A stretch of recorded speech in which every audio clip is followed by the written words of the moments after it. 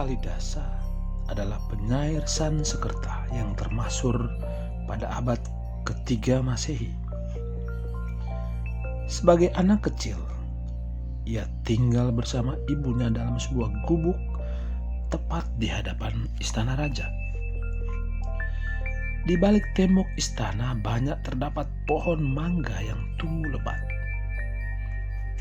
Pada musimnya, buah-buah mangga yang harum berlimpah ruah. Jika tak ada orang di sekitar, Kalidasa akan memanjat ke atas tembok dan menikmati mangga-mangga tersebut.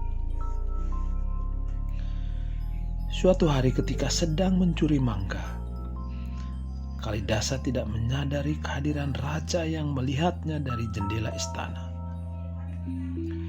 Pagi itu ketika sedang mengupas mangga, sang raja secara tidak sengaja melukai tangannya sendiri. Karena luka itu mengeluarkan darah yang amat banyak, raja segera mengumpulkan semua penasihatnya yang bijaksana beserta para tukang ramal untuk mengungkapkan padanya apa makna luka itu. Orang-orang bijaksana kerajaan itu berpikir sejenak. Kemudian mereka bertanya apakah raja mengalami sesuatu yang tidak biasa pada hari itu. Sang raja menjawab bahwa ia melihat seorang anak kecil mencuri buah mangga di taman istana. Celaka, apa yang Paduka lihat sungguh tidak baik. Anak itu akan membawa malapetaka bagi Paduka.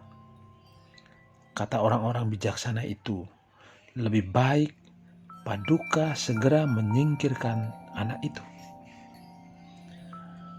Raja segera memerintahkan agar Kalidasa segera dibawa ke hadapannya. Dengan gemetar anak kecil itu bersujud di hadapan raja. Ia diberitahu bahwa raja telah melihatnya mencuri mangga, dan ini akan membawa kesialan bagi yang mulia. Ia ditanya apakah memiliki pesan terakhir sebelum dieksekusi. Hamba menyesal telah membawa nasib buruk bagi Paduka, kata Kalidasa. Tapi tidaklah adil jika orang yang melihatku mencuri mangga pagi tadi tidak ikut dihukum, karena ia pun membawa nasib buruk bagi saya. Jawaban ini mengejutkan sang raja karena ia segera menyadari betapa bodoh tindakannya mengikuti anjuran tukang-tukang ramal yang menyebut diri mereka orang bijaksana. Terkesan dengan kearifan Kalidasa, raja mengambilnya sebagai anak.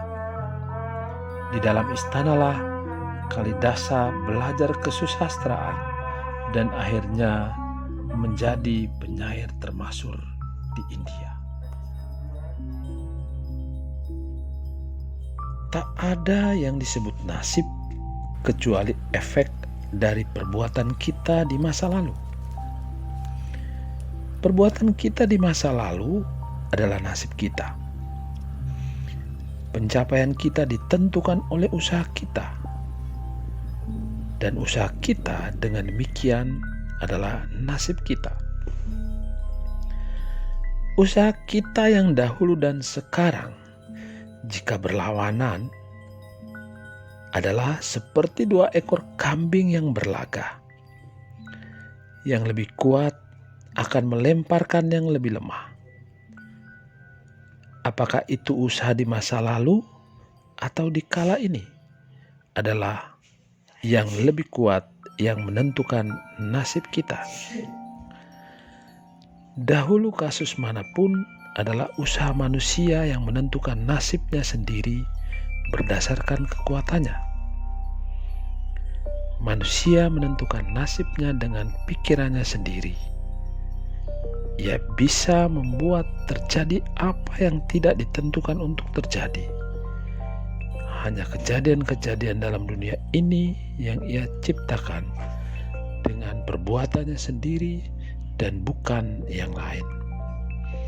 Karenanya seseorang harus mengatasi nasib buruknya sendiri dengan usaha yang lebih baik di masa sekarang.